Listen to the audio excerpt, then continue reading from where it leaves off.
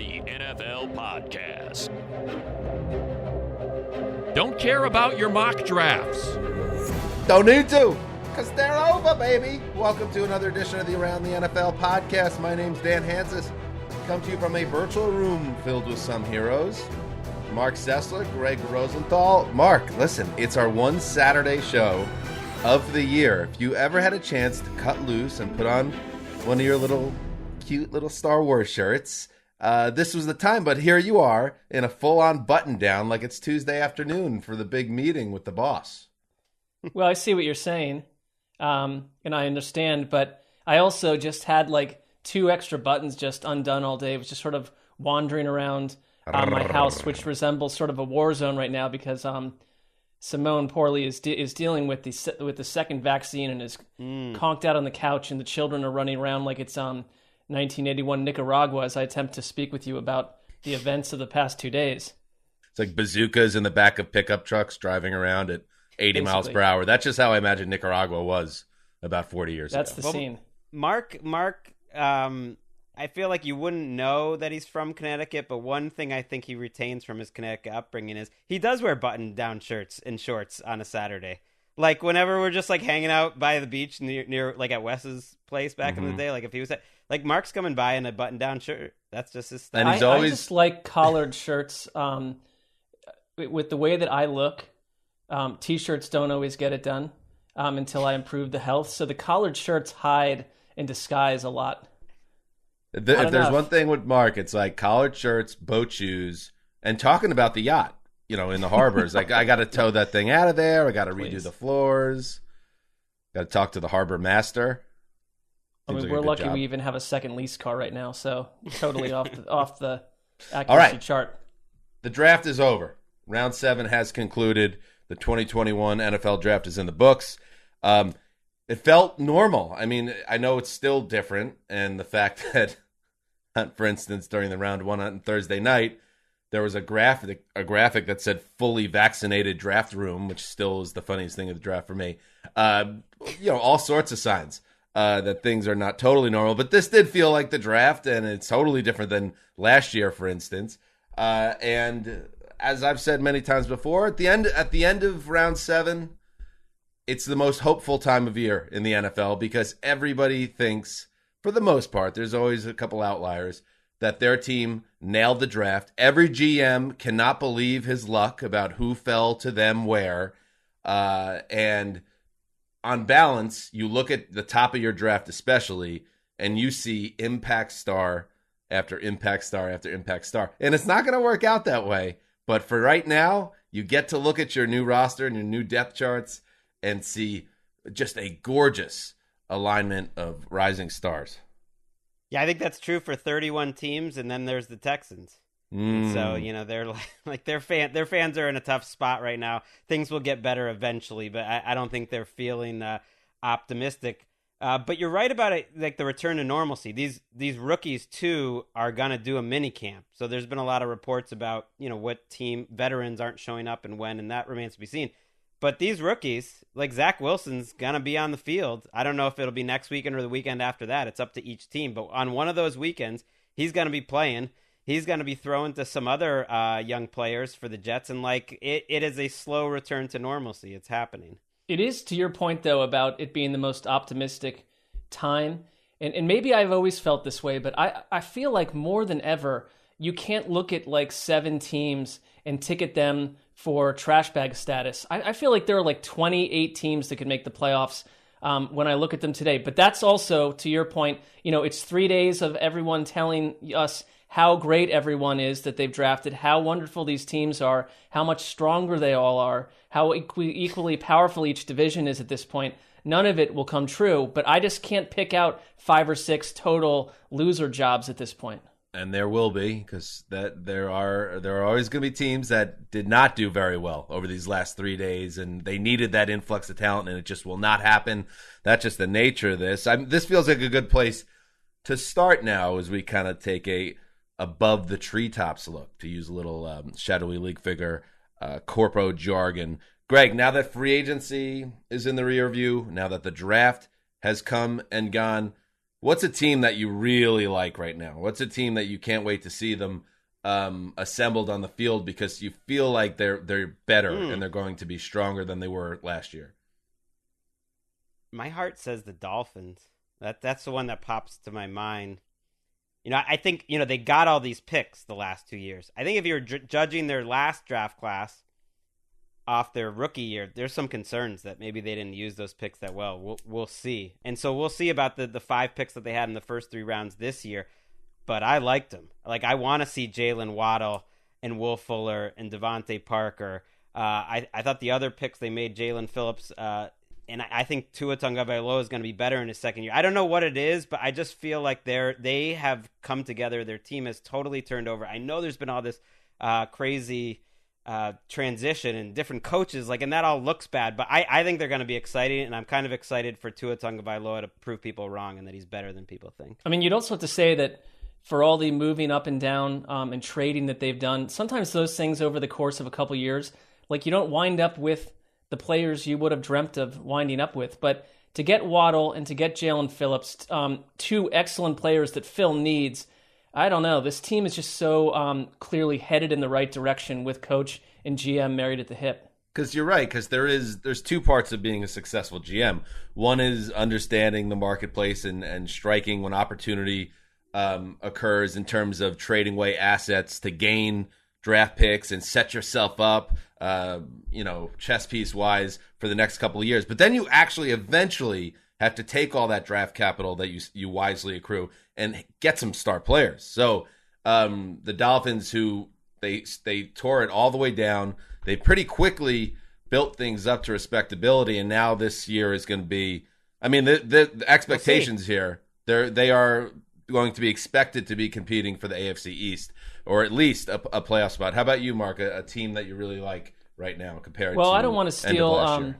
I don't want to steal your thunder, Dan, but I think there's going to be a lot of chance to talk about the New York Jets. I could not be more. If I were a Jets fan, I would view the last 48 plus hours as the genuine turning point that one would have been waiting for decades. And I think it starts with the fact that, look, if Zach Wilson comes as advertised, I'm not saying he's the best quarterback in the draft, but he's the most exciting quarterback in the draft. Because now we're at the point we're starting to watch some of these guys, a little bit of their tape, and you can start to fall hard. And I love that they went Vera Tucker at guard at number 14. I know you wanted Landon Dickerson, but I think you got a great answer on the interior here. And then Elijah Moore, to get Elijah Moore where they did, to get not only one Michael Carter, the running back, who was the third most, he caused the third most missed tackles in the FBS last year. He's an exciting player. He was teammates with Javonte Williams. But you get another Michael Carter, number 2, a defensive one back. of the Michael Carters has to be good.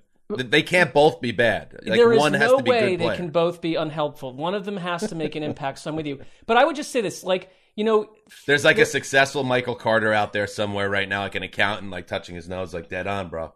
Yeah, but that only works if he also has a Michael Carter working kitty corner in the cube near him. This is the rule of 2 here makes it impossible. Just give me one of them. Suck. One will thrive. I see a plan, and I think Joe Douglas has been given a lot of leeway by the media. I don't know if it's because he's specifically in New York. He has been touted, I think, before the Jets have gotten good, but he had a plan. He's done a really good job, and I think part of it is boldness. We're in the offseason where if you don't think your quarterback, whether it's his fault or the team's, is the right guy, you be bold and you move on. We've seen it with the Rams. We've seen it with others. Here we are, and I think the Jets basically did the same thing. And if Zach Wilson works out, all of this pivots off of that, but if he works out, this Jets team will be completely different for the next decade. Well, they did what I was just saying. At a certain point, he did a really nice job, Douglas, setting the team up with draft picks. But now you got to start bringing in some guys that can play. And that's why I've come out of this really excited. They take 4 straight offensive players. And you mentioned Zach Wilson, of course. It all hinges on him. And you just hope that he is the guy they've been waiting for. Vera Tucker, trading up the 2 third-round picks to move up and get him. I love that because he's supposed to be a legit star guard potentially, or a guy that you could just plug in there, don't worry about, in the Joe Tooney type mold. And then Elijah Moore, the third pick of the second round, that's a guy that could be a legitimate big-time player. So you have those 3 picks. Those are 3 impact players right off the bat. So I like that. And Douglas, what you were saying about him is right. It's like I think there's been a lot of hope attached to Douglas, but at a certain point, it's going to have to now turn over to be some wins. And I think it starts now where you need to see growth. And I thought he started last year with Beckham, Mekhi Becton, Denzel Mims, and now you add these impact players. And I like the strategy with the defense, which is, all right, there's so many holes here. Let's focus on offense. Let's get that thing built up in a way we never built it up around the last rookie quarterback.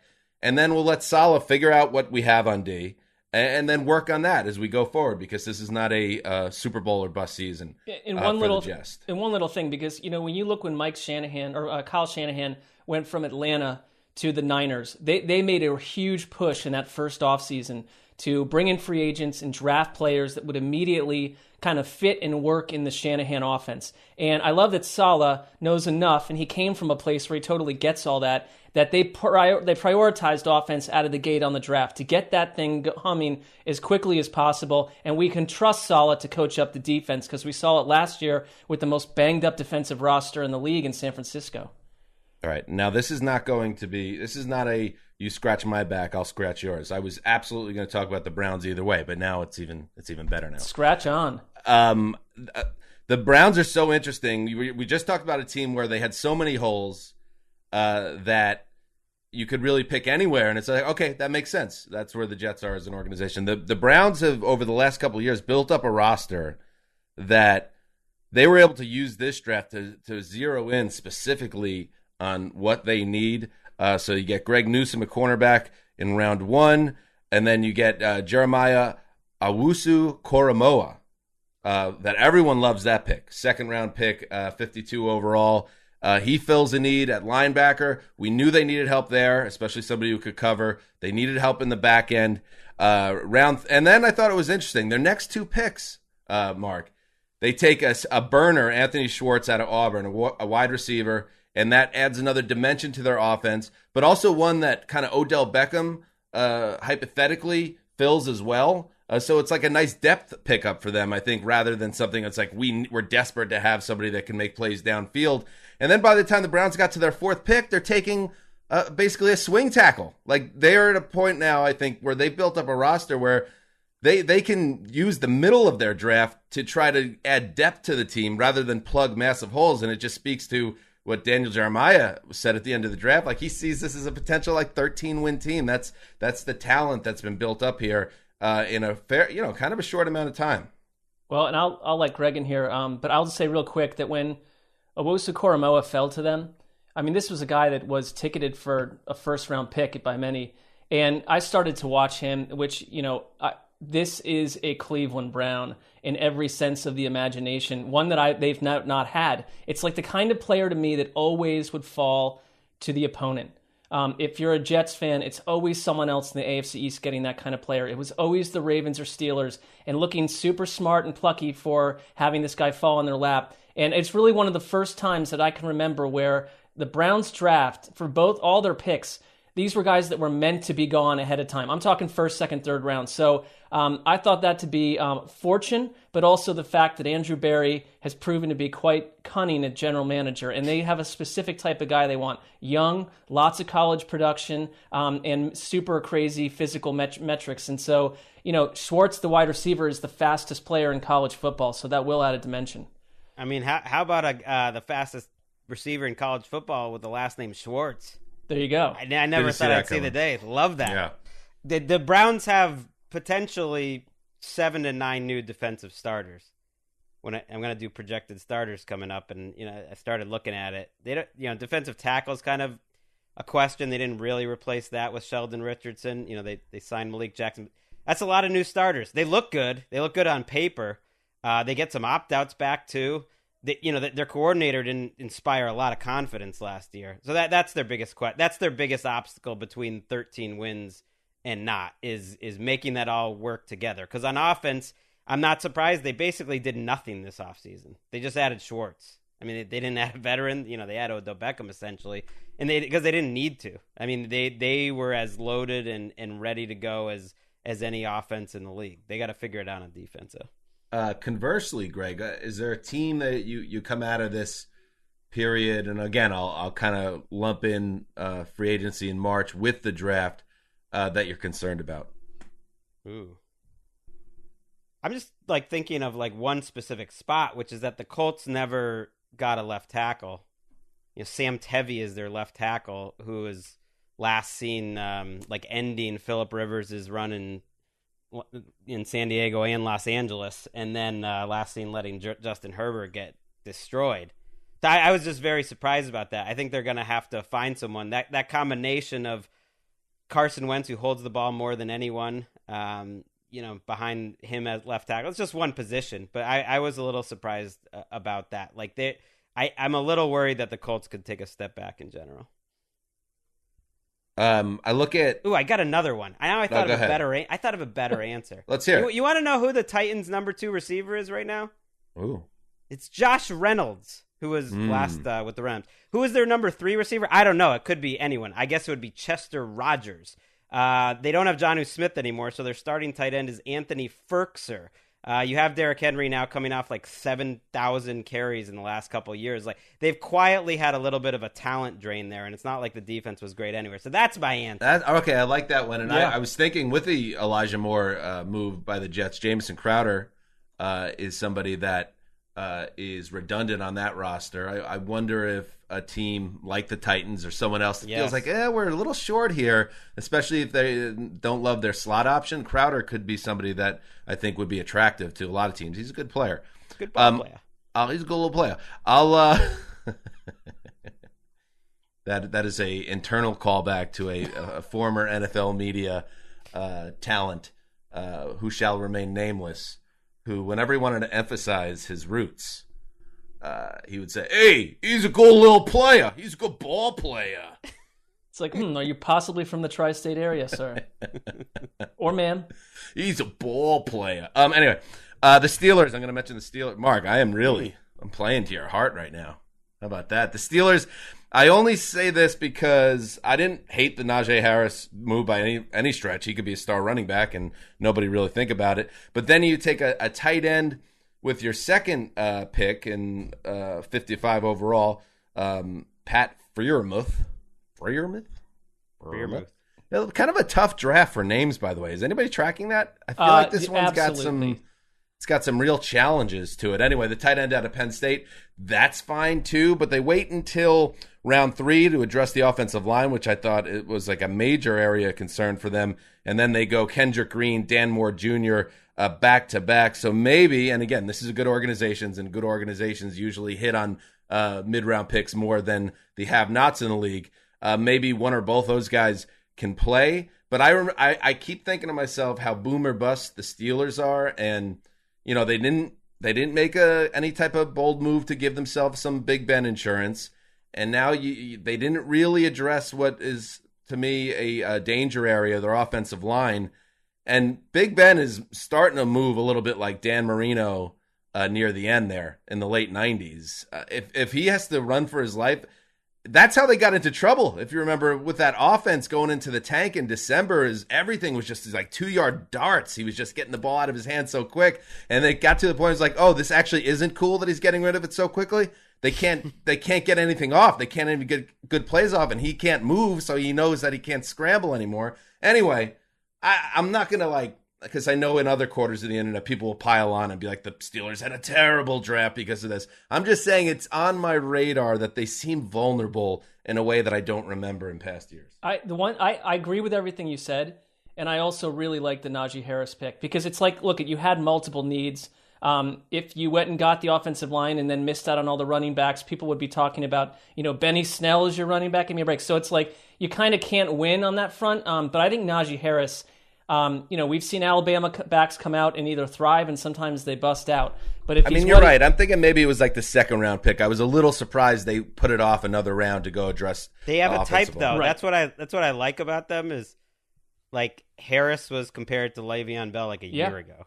Freiermuth was compared to Heath Miller this whole draft process. It's like the same guy who drafted Le'Veon Bell and the same guy who drafted Heath Miller, then just like did the same thing. And their center in round 3, they as Damashek loves to point out, the center position in Pittsburgh is one of the best lineages in all of sports, if you really want to get deep. So I'm going to trust Colbert to come up with it. And I think they're really thin in the secondary, though. They don't have a second cornerback. Justin Lane is their second cornerback. Cam Sutton's their third. And Terrell Edmonds was last seen giving up a lot of big plays, and he's their starting safety. So it's not just their offense. I'm with you. They're teetering a little more than usual. How about you, Mark?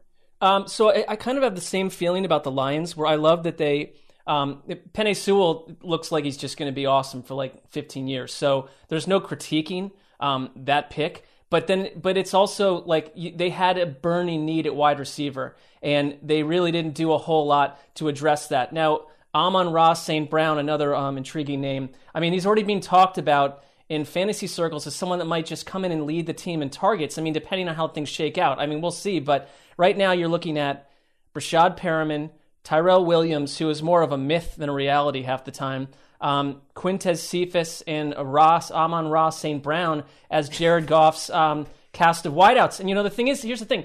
In one way, you could call Jared Goff a winner because maybe they could have gone and drafted Justin Fields, and Jared Goff is getting Goffed all over again. So he's the clear-cut starter. He's going to get a chance to do it, but he's walking into an offense that's sort of the opposite of what he encountered with Sean McVay's Rams, where they're not ready to go. They look really stuck in the mud. And I like what this front office is doing. Lions fans are understandably sensitive, and I even got some tweets last week. But look at Brad Holmes is a good GM. They're dug in on the future. It's just think it's going to be a tough watch on offense this year. I mean, you're kind of coming at it from two angles though here, because I'm asking you who is you don't like or didn't like their draft or free agency too much, and it does feel like this is all again part of a plan. They're not looking to make a huge splash, I guess, at a position like wide receiver, maybe because the old major league. They're going to be thing. a tough watch. I know where Mark is coming right, from. But that might be the point. I mean, they're okay going 3-14 this year because this is not. They understand that this is going to be a tough year, regardless. Really, so I guess don't know. If I came on here and said I just love what the Lions have done. I mean, I like Sewell, but I love everything else about their offseason, and they have no wide receivers. I mean, I remember a game last year where the Browns played the Jets with no wide receivers, and that couldn't have been more of an embarrassment. So, you gotta give something off here. I guess what I'm saying is I almost separate the Lions from these type of discussions because they're doing something different to me than what these other teams are doing. But that's Well, that's your. But they're trying to prove a point, and so their first 3 draft picks added up to 938 pounds combined. They are doing what Gettleman did when he arrived in Carolina, which is like, we're going to take some big uglies. Here, I want to read you a quote from their second-round pick and new Lions favorite Levi Onwuzurike, defensive tackle, who said, "I like to people up. I like to get off the line and just put my helmet on or my hands on an offensive lineman and the offensive scheme." Who said this? Much. I like pushing him back 2-3 yards and just making him feel like This is my defensive tackle, and hopefully my children who are right there aren't. Guy sounds like a professional wrestler. They definitely did not hear that, Gregg. He's like Dan Campbell as a player. They basically just drafted a bunch of 300-pound Dan Campbell, so I like it. All right, you mentioned, by the way, the Texans, and that brings me to my. Maybe we could kind of take turns hitting on things that jumped out to us. I wanted to talk about notable quarterback moves made in the last 2 days of the draft. So the Texans, they didn't have a first or a second round pick because of the various Bill O'Brien handiwork of recent years. The Tunsil trade. Totally. Yep, the Laramie Tunsil trade, which has drained this organization on such a level that they're still digging out. But they finally come up in the draft in the third round, and what do? They use it on a quarterback, Davis Mills out of Stanford. The third round pick, and to me, and Rich Eisen on our airwaves was incredulous about the whole thing, but I mean it speaks to this organization is turning the page on Deshaun Watson, and it's on 2 levels, because if you think about it, before the legal issues came, Deshaun Watson said, I essentially hate this team. I don't like the management. I don't want to be here. Get me out of here.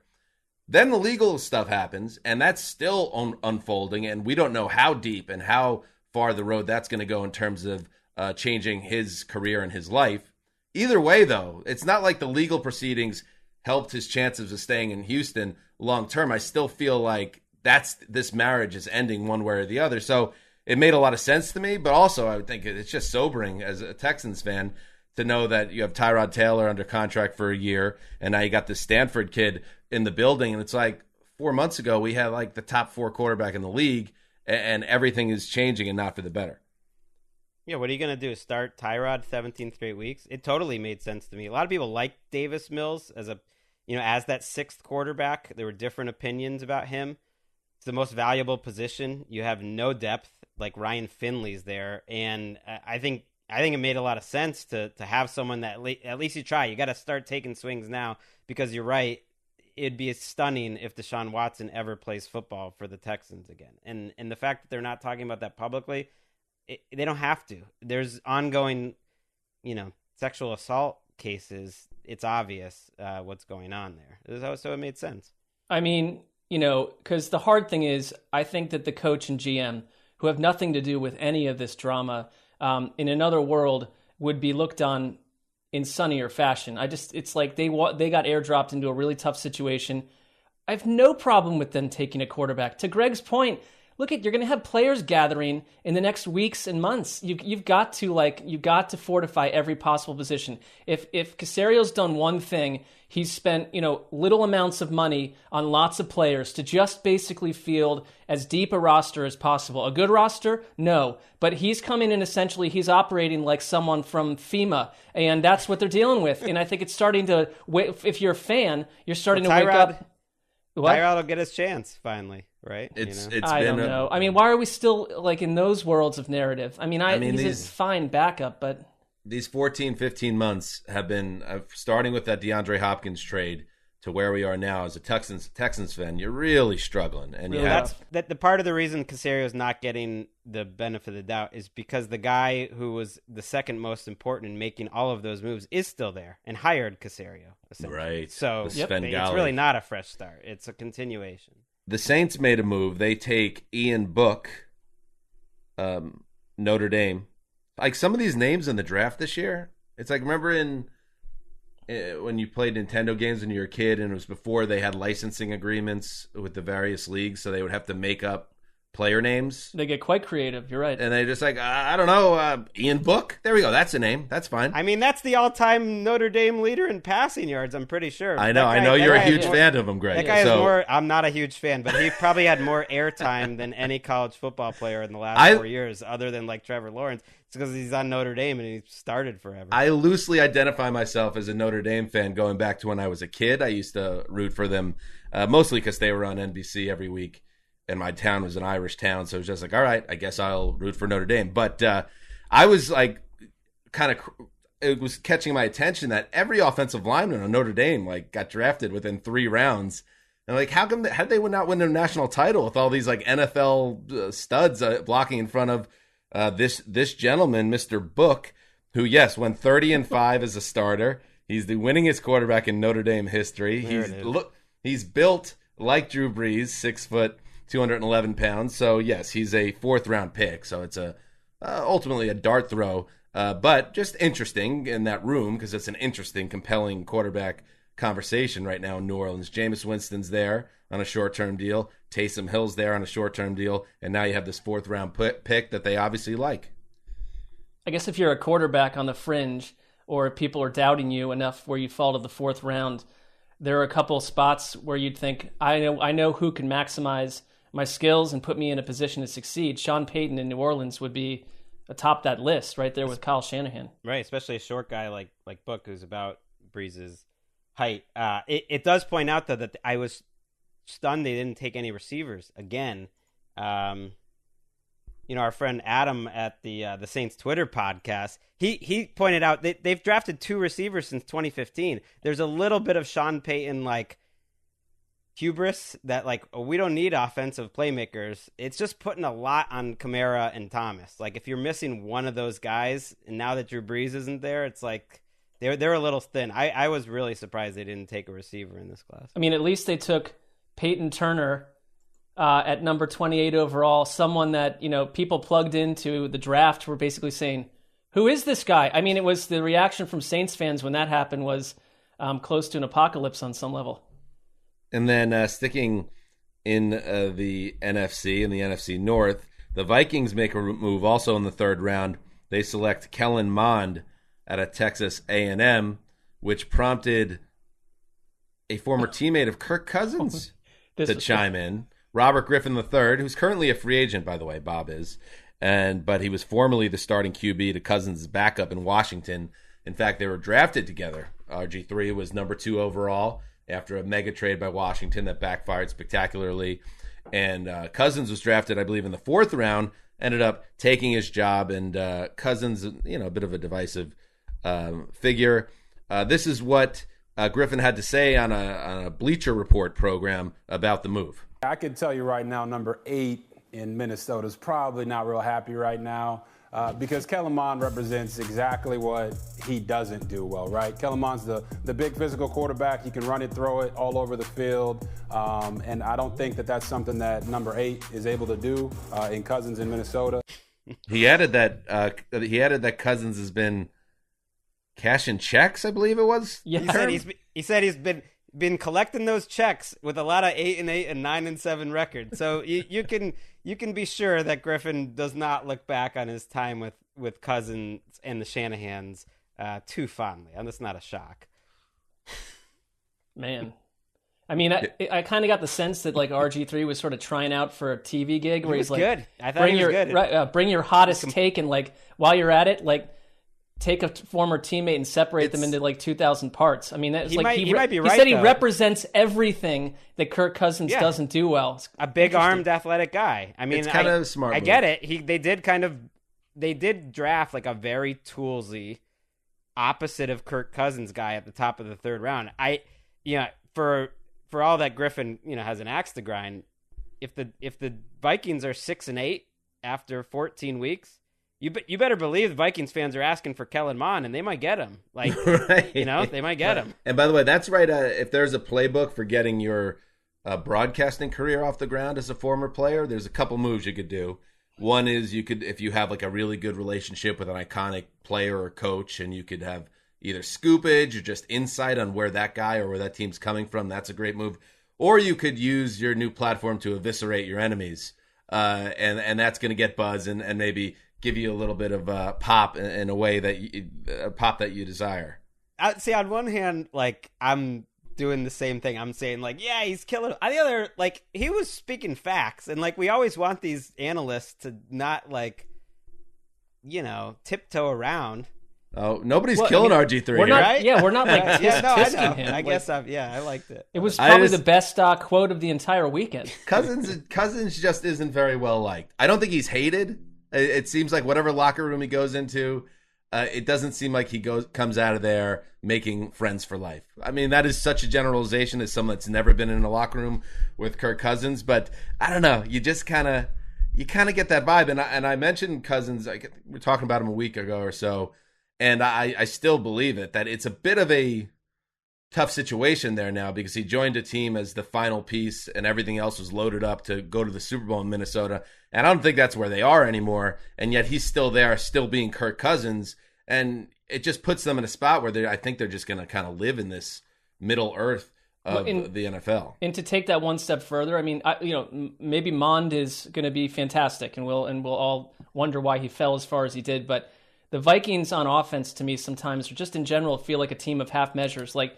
they were in striking distance to make a move to go get one of the top quarterbacks, and there was no effort to do that. So you're bringing in a guy. They said they didn't. They said they didn't consider it. It is worth remembering they guaranteed Cousins an extra year of money before last year, so it's this year and next year he's guaranteed. So their timeline is not short. I don't think Cousins would have so-called issues in the locker room to the same degree if he were like 25% better. Right. I mean, that factors in. But he's pretty damn productive when you look at his numbers. He is. Their offense was, the funny thing though was their offense was the best Vikings offense.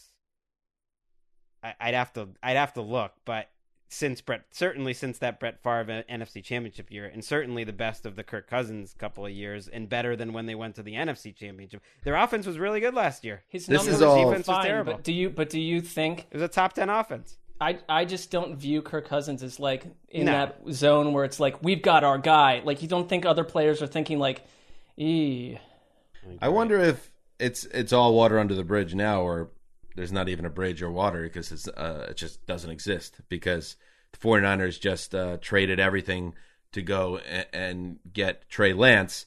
But I wonder if Kyle Shanahan ever asked if John Lynch wouldn't mind picking up the phone and calling Minnesota, because we knew that Shanahan had a long-standing love of Kirk Cousins' play as a quarterback, but you never really heard a lot about that. I think it's like his salary and leading up to Jimmy this. G's salary together is like, why not go buy like a castle in Sweden while you're at it? I mean, we're getting into a lot of money. Jimmy, for I two don't know. quarterbacks. Maybe Jimmy G would go back to Minnesota, but anyway, that doesn't matter. All right. Anybody else want to jump in with something that they took away from the last couple days? Well, while we're on the quarterbacks, we might as well throw in the Bucs took Kyle Trask, which, it's probably the 77th quarterback to be drafted behind Tom Brady. Many of them in the second and third rounds. People kind of forget, like Kevin O'Connell back in the day, Jacoby Brissett, Jimmy Garoppolo, and Trask. Listening to Arians on NFL Network, I don't doubt that they believe Trask fits that offense perfectly. It did make me think, like, could Arians ever stay around here after Brady leaves? Because otherwise,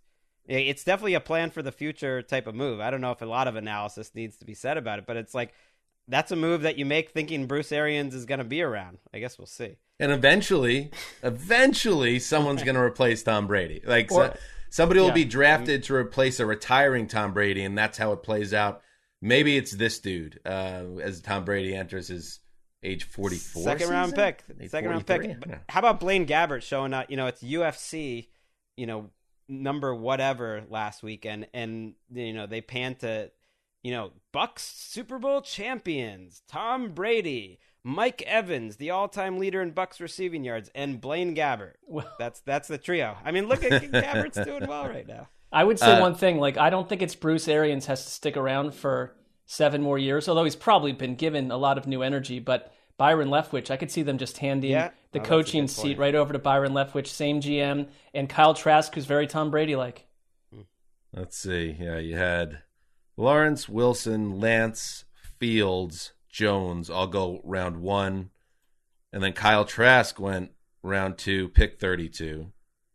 And then Mond, pick 2 of round 3. Davis Mills, the 3rd pick of round 3. Book, the 28th pick of round 4. And Sam Ehlinger out of Texas to the Colts in the 6th round. Pick 34 of the 6th round. Interesting. Always interesting. One of those guys is going to be a superstar. A bunch of them will be terrible, and a couple guys will be in the middle. What else? I'll throw out the Dolphins' worst moment of the draft was when the Broncos traded up to take Javonte Williams in the 2nd round. That was the 35th pick. I think a lot of people thought Javonte Williams was the best running back in this class. He's complete, kind of a Frank Gore type, I think dynamic. And it just got me thinking, like, the Broncos are making picks like they're the defending Super Bowl champions here. They're taking a cornerback in the top 10 when they have the most loaded secondary in the league before taking that cornerback. And then they're trading up to take a running back, and they've got Melvin Gordon already there. They let Phillip Lindsay go for nothing. Their receivers are loaded. Their tight end, Noah Fant, is awesome. Like, they really are a quarterback away. I don't know if they can somehow get Aaron Rodgers there, but it's like it's just weird. They're like making these moves as if everything else is settled, and it's fun to watch, but I don't know if Locke's just going to ruin it all. I mean, if you looked at their draft and you had been told they traded for Aaron Rodgers a week ago, their draft would have been like, of course, it makes total sense. You've got the quarterback. You've now just turned this into a championship roster, but that hole still sits there. I just don't think that's over yet, and I know we already discussed that, but we don't need to get hung up on the Rodgers thing again, but I do think we should just touch on the updates since Thursday.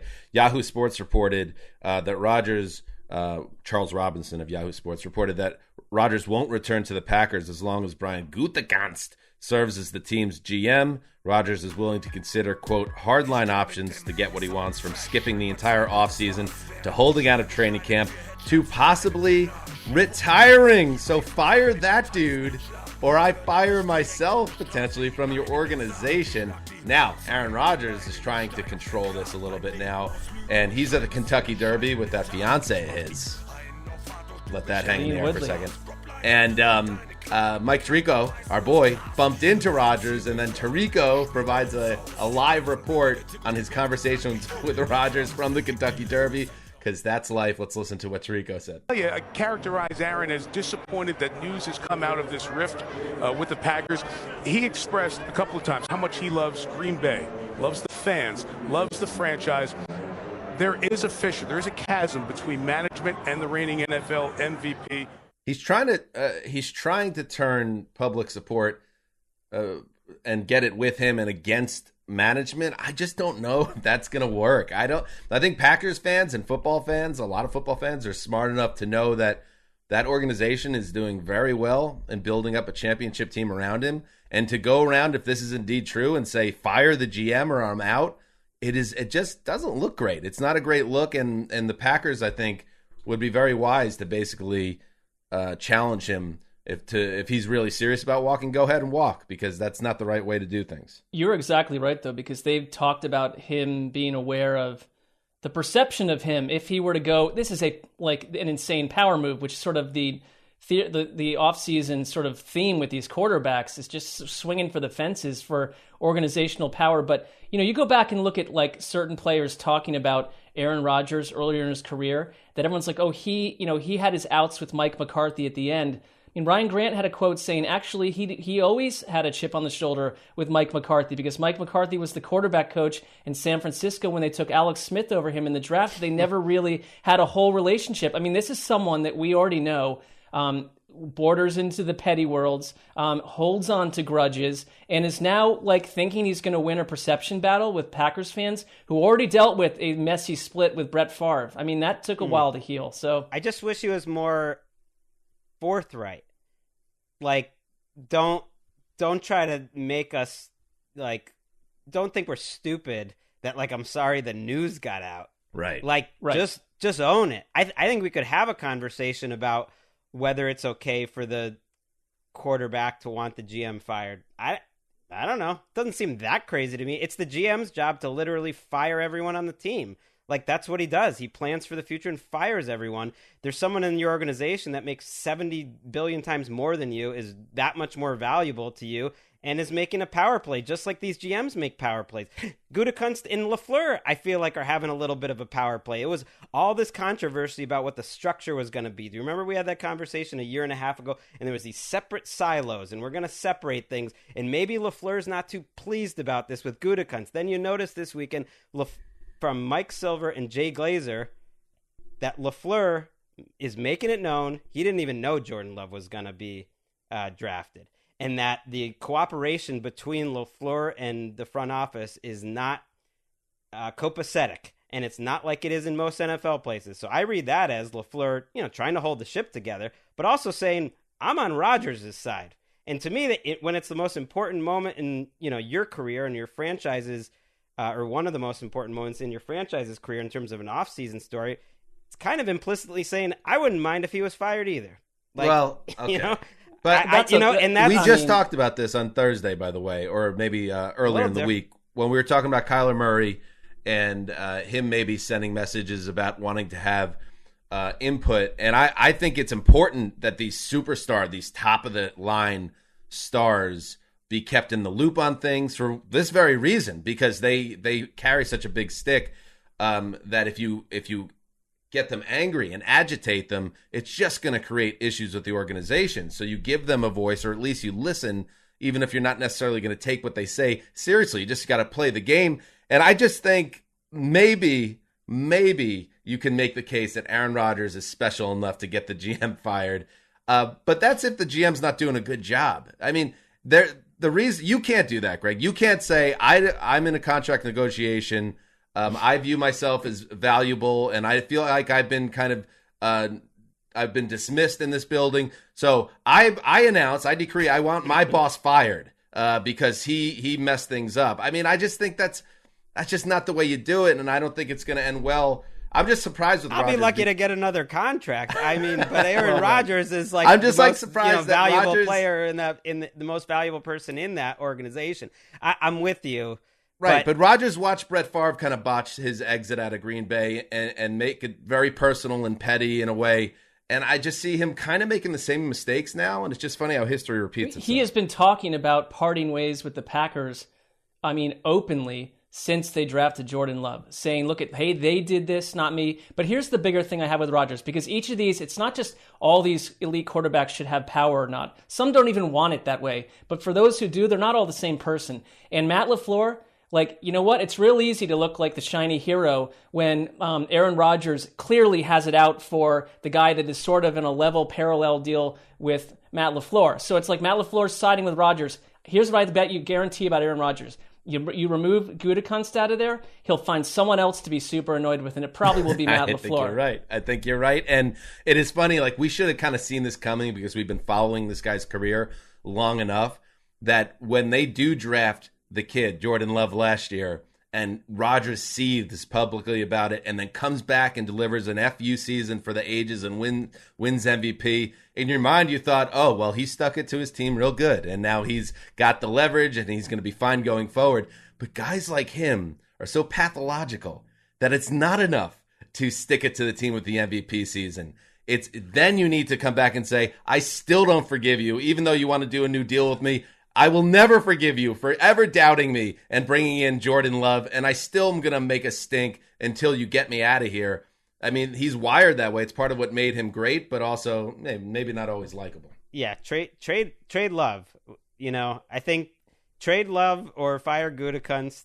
They're offering him a contract extension already, so we already know that they're offering him Gutekunst in a volcano. Maybe that will be enough. I mean, what would please Aaron Rodgers? Tie him to a rock for 20 years. I don't know what would help. The one thing that's different about this than most contract stuff, though, is I wouldn't be totally stunned if Aaron Rodgers did sit out the season. I do think that's possible, right?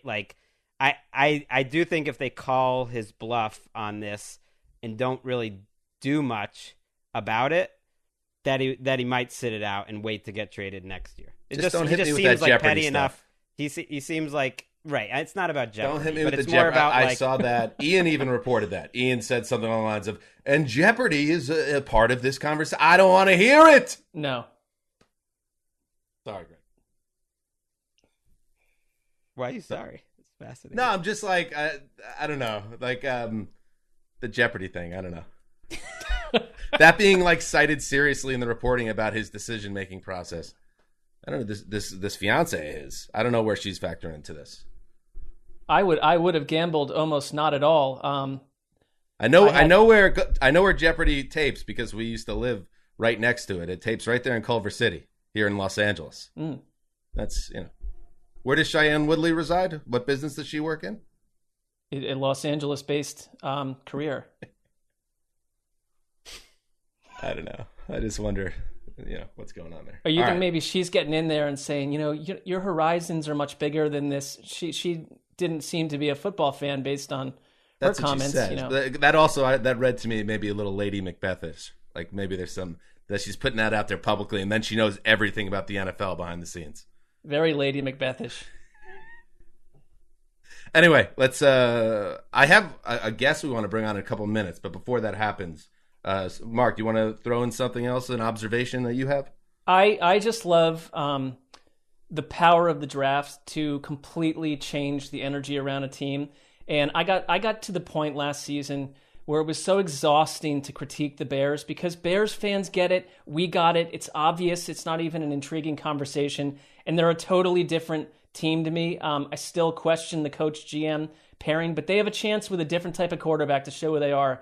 And I feel like the Bears it's a completely new day. I couldn't be happier for that fan base, which has quietly been, dragged through the mud for decades in terms of fielding an interesting team. A bunch of 12-4 teams that were based off of defense and scoring 16 points a game. Worst Super Bowl ever against the Colts. Enough of that nonsense. You've got an exciting quarterback. Anything can happen from here on out. Love it. Speaking of that exciting quarterback, I'd like to welcome in a special man. Yes, let's welcome a special guest here. He is one of 75 Wesseling brothers, but right near the top of our favorites. Yes, the brother of the great late Chris Wesseling, Phil Wesseling. Phil, welcome, first of all, to the Around the NFL podcast. So we know you're a listener, so first time, long time for you. What's up, buddy? Hey, guys. How's it going? What's up? This has to be like a lifelong dream you're realizing right now, Phil. Well, absolutely. Yeah. What an honor question.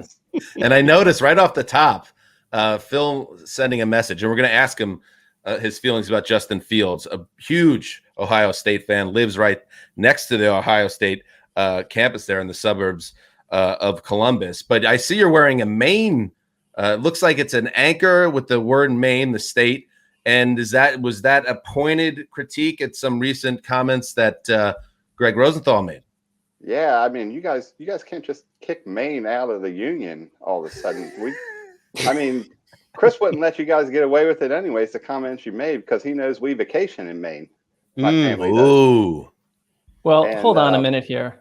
I'll allow Gregg to, respond, but I think sometimes with these things that happen, you get clumped in. Like, I used to go to Bar Harbor. I mean, I did a bunch of trips up to Maine with friends. Like, nothing.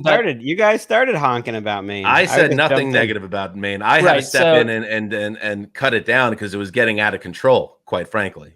Now, Gregg, you probably were utterly disrespectful, I would only imagine. I love Maine. I've been there multiple times too. It's beautiful. It just somehow came up. It's fun to have a joke. And if you had to, pick like a state to get rid of, I'm just saying, like, it would be one of the options at least. That was it. But it's beautiful. I knew they could take a joke. I mean, no one's more sarcastic than the hardy folks of Maine. I mean, they got to be funny. It's like they only have like electricity half the time, so you got to use humor. Here we go. See, this is what I'm talking, Phil. That's the disrespect I know that you speak of. That's and megalomania. I'm sorry that you have to hear it, Phil. Well, we vacation in the Northeast quite frequently, and they're Portland, Maine, Kennebunkport, and just south of there, Portsmouth, New Hampshire is one of our favorite. It's lovely. My brother lives right outside of Portsmouth. I had my bachelor party at Portsmouth. I mean, you and I are basically the same. There's nothing separating I went us. to college at UNH and spent many a nights out in Portsmouth. There we go. This is a Gregg issue. So yeah, this Gregg. feels right. So Phil, and I do legendary, I imagine, those road trips from the west side of Cincinnati up to Maine. That's a bit of a hike. But let's talk Justin Fields, because you've been on Fields. I know you and Chris used to text about him a lot and talk about him a lot as a guy that is a potential transcendent type talent. Now, where does your analysis as a college football fan and your homerism begin? Are you able to separate those two things? Or are you going to acknowledge part of this goes back to what a stud he was for your favorite football team? Well, I at first I was like, the Bears? Come on, man, not the Bears. But then I started thinking about it, and I was like, hey, they were 8-8 last year. I mean, could he get them a few more wins and make them that much better of a team? And I think the answer is yes, he could. Well, what makes him special to you? You saw the speed. 4.4. Mm-hmm. And I think that Gregg touched on this a little bit ago in a couple podcasts prior. I mean, the guy throws a nice deep ball. I mean, downfield passes. I don't know what happened. He was always considered number 2 before all this draft nonsense went on, but he's in my mind right there with Trevor. It's weird because he made, the national championship. He, outplays Lawrence, incredibly productive. And yet I do wonder if he had like opted out and didn't even play this season, would he have gone higher? It was almost like, people like the new shiny thing that, that was Wilson. Like, Lance did not hurt him to opt out. It was surprising, but like, do you like what is the biggest problem? Some people say he holds the ball a little too long, maybe a little bit of Russell Wilson, but then I think like, he takes a lot of sacks, but then I think like, who takes a lot of sacks and holds the ball more than anyone in their careers? Like Russell Wilson and Aaron Rodgers, like that style can work as long as you're not turning the ball over. Like, what is your biggest concern when it comes to Fields? It could be it's a problem with college football. It's like you play too many teams that aren't on your level, and you get too much time in the pocket, right? And then you get to the NFL, and you don't have that much time anymore. Not with the Bears. And he took a lot of sacks in college too, right? Yeah, yeah. He did take a lot of sacks, but he has an ability to maybe avoid sacks sometimes too, which is like, hey, maybe he always thinks he can avoid the sack, and you just can't all the time. So with his quickness and his, ability to get out of the pocket, sometimes it may be a fault of his that he thinks he can avoid it too many times. Is there any bias out there amongst scouts, you think, for the Ohio State quarterback position? I mean, there have been a lot of great Ohio State college quarterbacks, and this is true of other programs too. We could look at Alabama. But then how many have really completely towered in the NFL? I mean, there's been more flameouts, and Dwayne Haskins being the most recent. I mean, I think that this is a completely different player, but is there that bias packed in with some of these schools? Well, I was thinking about, what is quarterback university? I mean, which university puts out the most quarterbacks? BYU. Tulane for a while. JP Lossman, Patrick Ramsey. Oklahoma. I'd go Oklahoma. I go Oklahoma right now. Yeah. But look, where did Mahomes come from? Where did Lamar Jackson come from? They're not. I don't know. Where did Brett Favre come from? One-offs. So you think this guy? You think he's a star? You think Justin Fields is going to be a star at this level when you watch him, and you've watched college football and the pros for decades? Where do you come down on this? Pump him up. This is your boy. Pump him up. I think he has the it factor.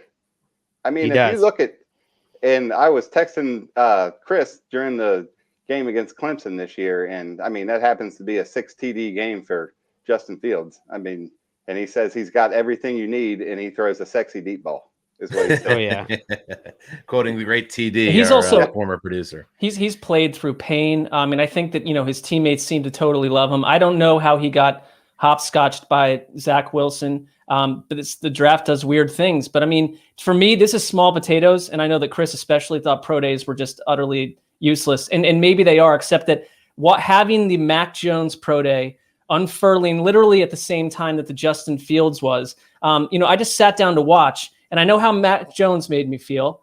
It was like having a nice cheese sandwich or something. I don't know. But suddenly you're watching Justin Fields and the imagination starts to spin. So to me, I don't know how to detect these things sometimes, but he seems like a next level excitement at least. And he's going to make the Bears watchable for the first time in a while. Well, sure. You guys probably have seen the hit he took against Clemson in the semifinals. And can't believe he got up. Right. Yeah. And so for him to get up, and then he played, Alabama, let's face it, nobody was beating Alabama this year. Right. Nobody was. I do wonder if he's how he's wired in terms of falling in the draft. And you never want to overreact to when the ESPN cameras or NFL Network cameras cut to him. But he did not look thrilled, that he fell so far. It was not a celebratory, hey, I got picked 11th. Which isn't, necessarily a bad thing. Aaron Rodgers was pissed off the whole time he was falling, and there's a history of guys doing that. I don't know. I hope that wasn't about, dang, I got stuck with the Bears. How do you think he's going to be on a little bit of a revenge tour? Because his whole life, he's been told he's the guy. Him and Lawrence were the number 1 and 2 recruits in the country when they came out of high school.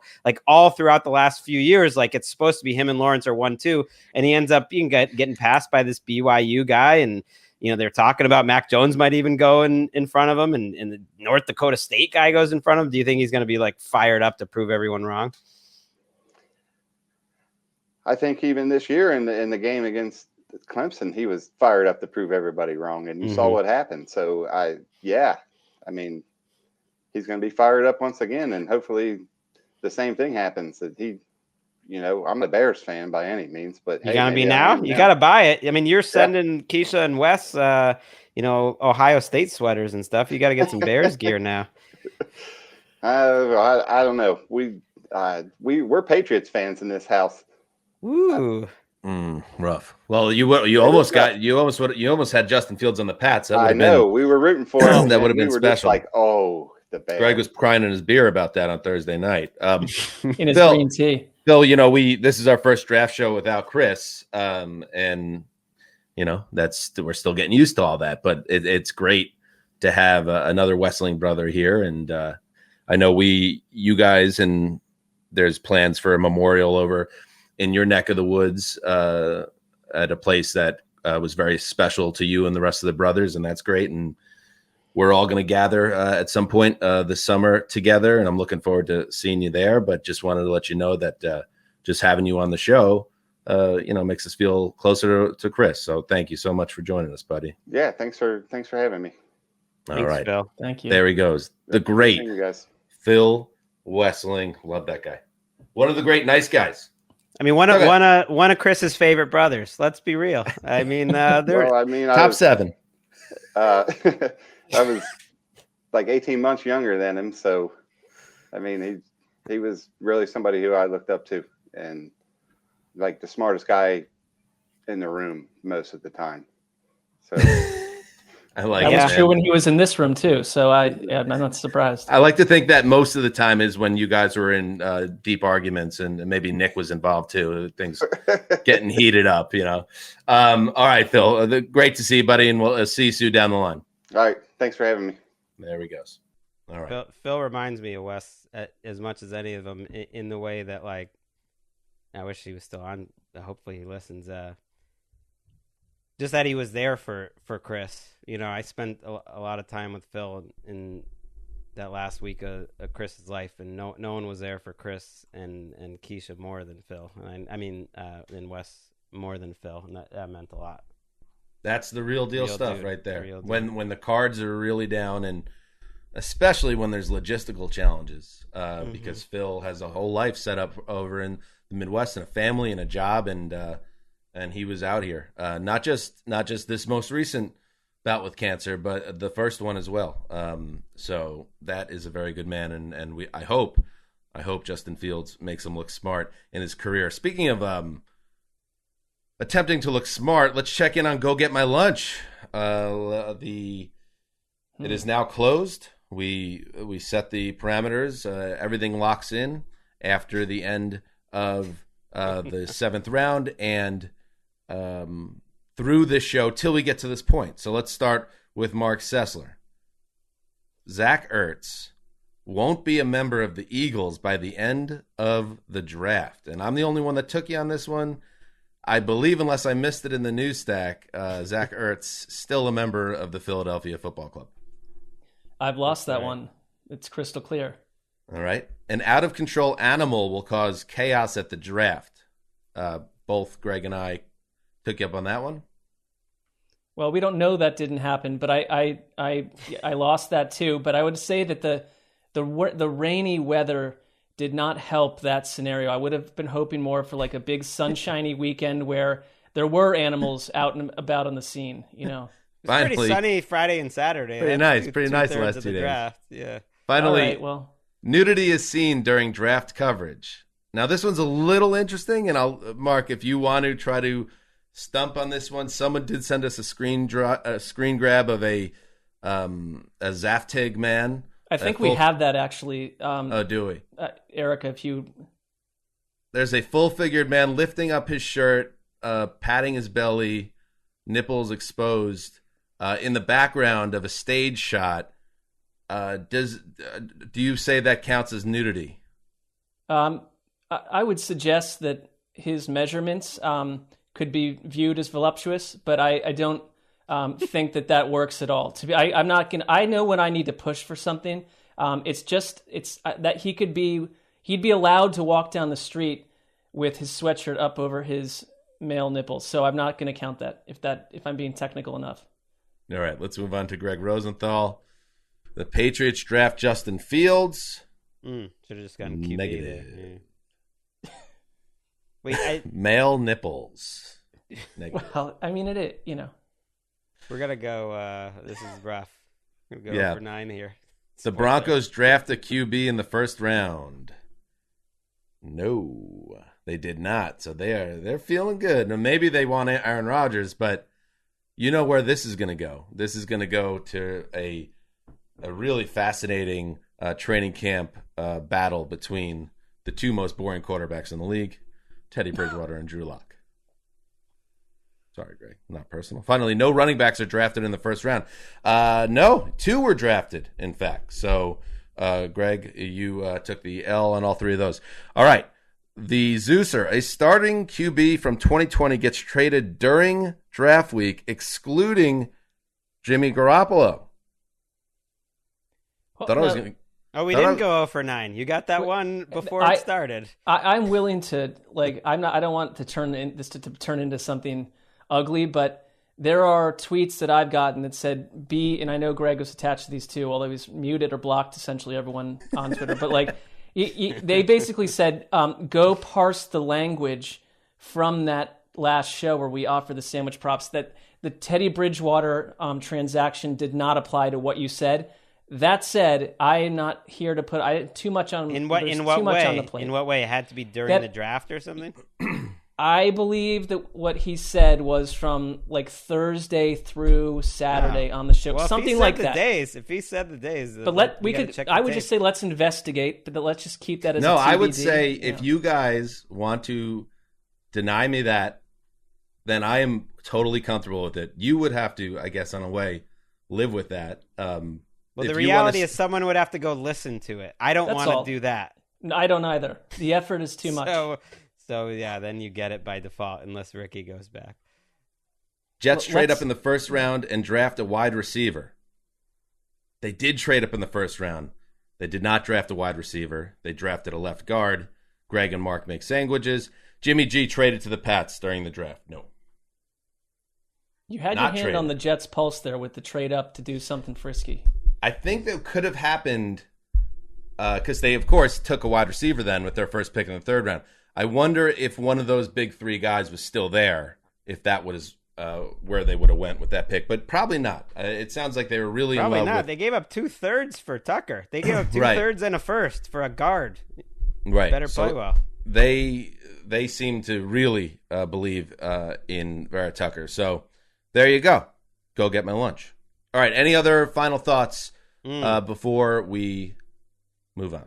Let's go rapid fire. The fact that a man who is named Tutu and weighed under 150 pounds recently was drafted in the second round is amazing to me. Let's promote body diversity here. Tutu Atwell. I mean, the Rams wide receiver recently weighed in under 150. He played at 155, and he got drafted in the second round. It is wild to see. It's probably not going to work out. But... The NFL is changing. That's even, possible. Trey Sermon, drafted by the 49ers. I feel like for all the hype of all these running backs, he might be my number one fantasy running back. I love him. I watched him in January, and I just love the landing spot. I think he is going to be fantastic for the Niners. The Cowboys kind of got the award for getting boned the most times because the Raiders traded 1 pick ahead of them to take the top safety on the board that supposedly the Cowboys were going to take. So that was their first and second round pick that were sniped. And then I thought McCarthy, and you pointed this out too, Mark, McCarthy, Jones did an almost exaggerated fist bump for the camera to show everyone oh, we're not mad that some team just went right in front of us to take our pick for the second time. Yeah, my take on Mike McCarthy's body language was that he was not unlike Patty Hearst. He just seemed to be under Wikipedia, lock and folks. key to some degree. And anybody that's been in part of a fantasy draft knows what it feels like to. There's that one guy that's in front of you, and it's almost like he's reading your mind, and he's just sticking it to you in a big spot. We have a new Mr. Irrelevant. And as you know, the clock is ticking on that name. Could be the last one, yeah. It will be. He'll be renamed Mr. Special, probably at some point. Mr. I thought Relevant. It was Mr. Brave. Mr. Brave. I only got 5 more years to win this sandwich. The future Mr. Brave is the Buccaneers linebacker Grant Stewart out of the University of Houston, picked in the 7th round, number 259 overall. So there you go, the final pick in the draft. Did you have anything to add, Mark? Well, Greg talked about how much things are changing in various ways, whether it's individual player, scouting methods, what we accept in terms of body types. But think about how we started this podcast and where we were way back when, and the concept that this was said during last night's NFL draft. Ricky Hollywood fired it up. One of our draft picks, but things are ridiculously crazy at this draft in particular. So I wanted to come out and say this. I will see you all right here for the show tomorrow night, and I will also see you at 2022 when the Cleveland Browns win the Super Bowl, and I'm out. Wait, so Machine Gun Kelly is a Browns fan now too? Is that where we're at? You know, it's sweeping the nation. Sometimes it is. You feel a movement, and that's where we're going. That's a tough ad to the fan Eisen base. was annoyed because Machine Gun Kelly was supposed to announce a pick, and he messed it up. And like the whole telecast got ground to a halt for a minute or two. And Eisen, not so quietly, like put it on Kelly that just like I think he just went off the reservation. No, he left the Bucks out in the cold. He was supposed to announce the Bucks pick. Well, he had it's kind of funny. Machine Gun Kelly. He likes to present himself as something of a James Dean type game-changing character. There's a kind of famous story about him that he went to some type of board meeting for his record label, and so it was like a bunch of corporate people all sitting around a big table, and turned up the new single that he wanted to promote, and then he jumped up on the table and did he rocked out for the entire song, and the entire place is like, what is this guy's deal? Who is this person? Why does he exist? Well, he's in the dog pound. You need to find Machine Gun Kelly. There you go. Oh, by the way, over on DraftKings, Rookie of the Year odds. Oh, as Ricky also chimes in, he's with Megan Fox as well. Machine Gun Kelly.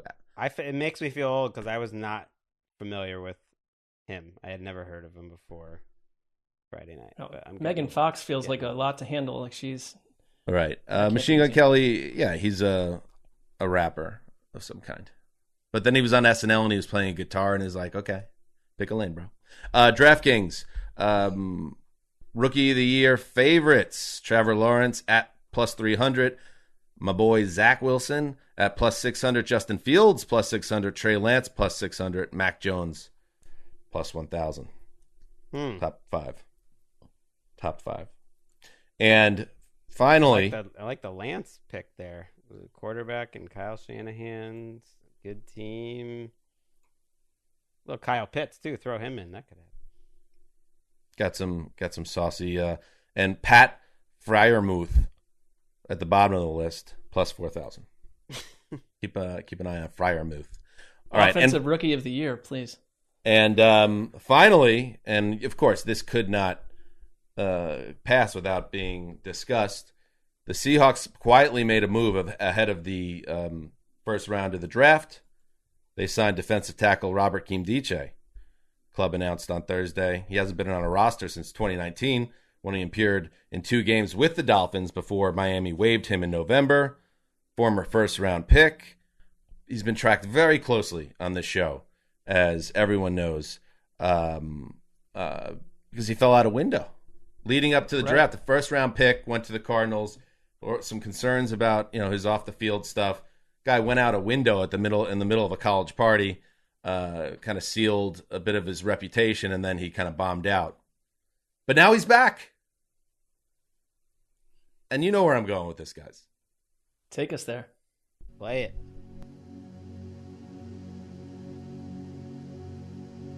Nkemdiche. Why did you fall out that window? We thought you fell out of our league, but you're back, and that's sweet. And it's all because of Pete. Pete Carroll is the savior of Nkemdiche. Nkemdiche. You fell out that window, but we fell for you. Take this chance I the door, walk on through. Take these chance, I that door, the window's not for you.